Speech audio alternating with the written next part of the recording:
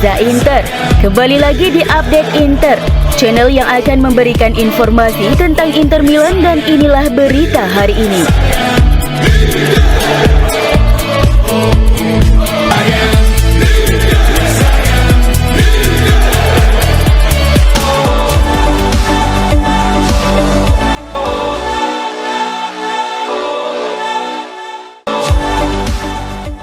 Jurnalis Italia Fabrizio Biasi menilai Simone Inzaghi telah menjaga Inter tetap kompetitif meski tanpa mendapat dukungan transfer seperti ketika Jose Mourinho membangun timnya.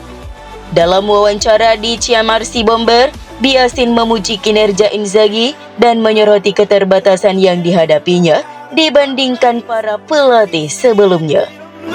Simone Inzaghi mengambil alih kursi pelatih Inter pada musim panas 2021, menggantikan Antonio Conte. Saat itu, kondisi keuangan Nerazzurri sangat sulit yang menyebabkan kepergian beberapa pemain kunci. Inzaghi pun sadar bahwa ia harus kehilangan bintang-bintang besar tanpa banyak sumber daya untuk menggantikan mereka. Pada musim pertamanya, Inter menjual Achraf Hakimi dan Romelu Lukaku, serta melepas sejumlah pemain lain dalam beberapa tahun terakhir. Meski demikian, Inter tetap mampu bersaing di level tertinggi dengan mengandalkan transfer gratis dan perekrutan dengan biaya minim. Biasin menilai bahwa Inzaghi berhak merasa kecewa dengan kurangnya apresiasi atas pekerjaannya di Italia. Pengakuan terhadap Inzaghi justru datang dari luar Italia, bukan dari dalam negeri. Di sini, orang-orang langsung menyalahkan Inzaghi jika ia tidak menang dalam satu pertandingan. Mereka lebih banyak membicarakan wasit. Ia juga menyoroti statistik gemilang Inzaghi selama menangani Inter. Dalam 200 pertandingan, ia mencatat 133 kemenangan dengan rata-rata 2,18 poin per laga. Ia memiliki persentase kemenangan tertinggi untuk seorang pelatih dalam sejarah Inter, ungkap Biasi. Selain itu, keberhasilan Inter di Liga Champions di bawah asuhan Inzaghi telah mendatangkan tambahan pendapatan sebesar 100 juta euro ke kas klub. Lebih lanjut, Biasin menekankan bahwa selama 3,5 tahun terakhir, Inzaghi harus bekerja dengan skuad yang dibangun tanpa dukungan seperti pelatih-pelatih Inter sebelumnya. Mourinho memiliki tim dengan pemain-pemain yang secara total berharga ratusan juta euro saat ia meraih sukses di Inter, ujarnya.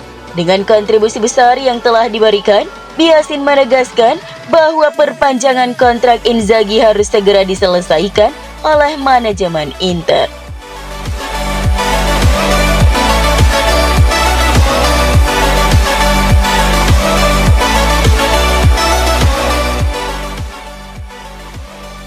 Inter memiliki banyak pemain muda berbakat, termasuk pemain pinjaman dan pemain muda yang sudah bergabung dengan tim utama.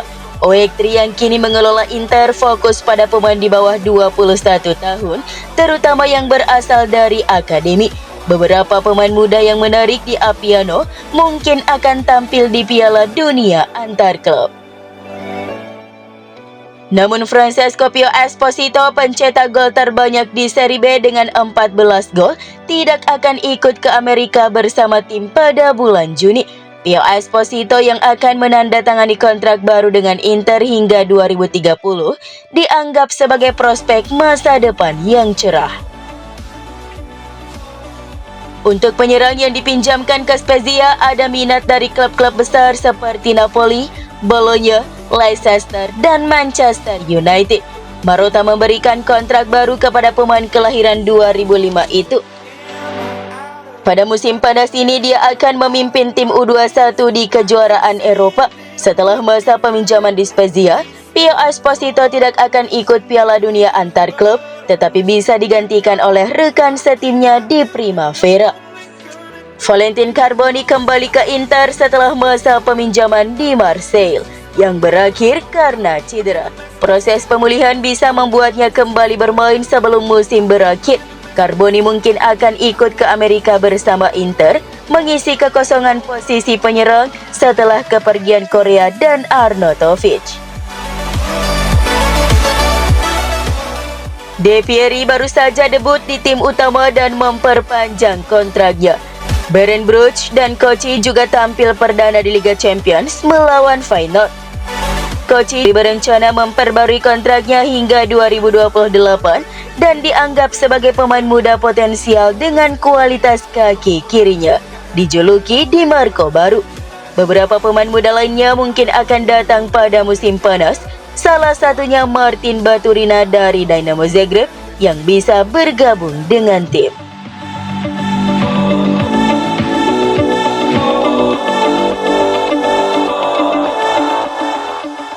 Sejak kedatangannya di Italia pada musim 2017-2018, Hakan Calhanoglu telah mencatatkan prestasi luar biasa di Serie A. Menjadi satu-satunya pemain dengan setidaknya 50 gol dan 50 assist, termasuk 55 assist yang menghasilkan gol kemenangan. Prestasi ini menegaskan kualitas dan konsistensi Calhanoglu sebagai gelandang kreatif dan pencetak gol. Saat ini, gelandang asal Turki ini siap memimpin lini tengah Inter Milan dalam pertandingan melawan Atalanta. Calhanoglu memiliki catatan baik melawan Dea dengan mencetak 3 gol di Liga. Hanya melawan Fiorentina 5 gol, ia mencetak lebih banyak gol di Serie A, menunjukkan kemampuan menyerangnya yang mengesankan. Dengan performa yang terus stabil, Calhanoglu tetap menjadi sosok kunci bagi Nerazzurri di setiap pertandingan.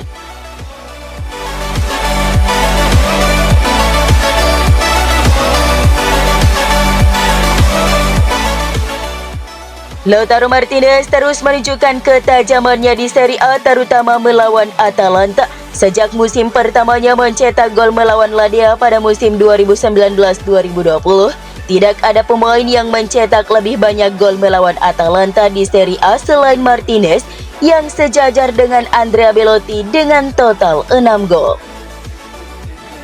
Selain itu, Lautaro Martinez juga menonjol di level Eropa. Dalam 2 musim terakhir 2023-2024, hanya Kylian Mbappe dengan 26 gol dan Erling Haaland dengan 22 gol yang mencetak lebih banyak gol tandang dibandingkan dengan Martinez yang mencetak 21 gol. Sejajar dengan Mohamed Salah dan Harry Kane. Dengan performa luar biasa ini, Lautaro Martinez terus membuktikan dirinya sebagai salah satu striker terbaik di Eropa. Setelah meraih 150 kemenangan bersama Inter di Serie A berkat kemenangan 3-2 atas Monza, Lautaro Martinez mengincar rekor 200 kemenangan di semua kompetisi. Di laga melawan Atalanta, Lautaro berpeluang mencatatkan tonggak sejarah tersebut. Data ini dilansir oleh Opta.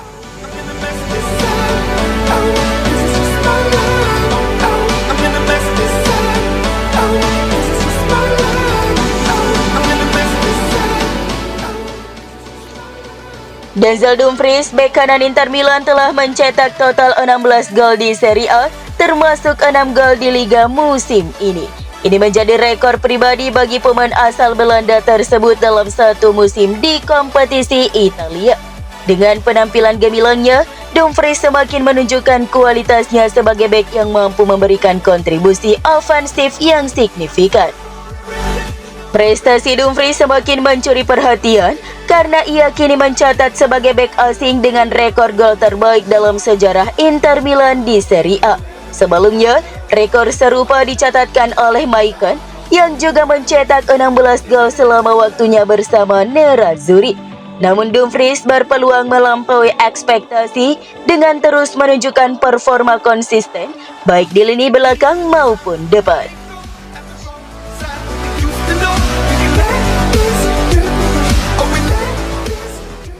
The Times hari ini merayakan karir Henrik Mkhitaryan dalam sebuah artikel yang luar biasa, khususnya mengenai fase kedua yang dijalaninya bersama Inter. Meskipun lahir pada tahun 1989, gelandang ini tetap menjadi pemain reguler dan pilar utama tim. Dalam karirnya, ia memainkan sepak bola terbaiknya untuk pemimpin Serie A, tulis James Gerbrand dalam artikelnya. Dalam usia 36, Ia adalah pemain keempat yang paling sering digunakan dalam tim dengan seorang manajer yang tampaknya sangat menghargainya. Hal ini jarang terjadi pada pemain berusia lebih dari 35 tahun.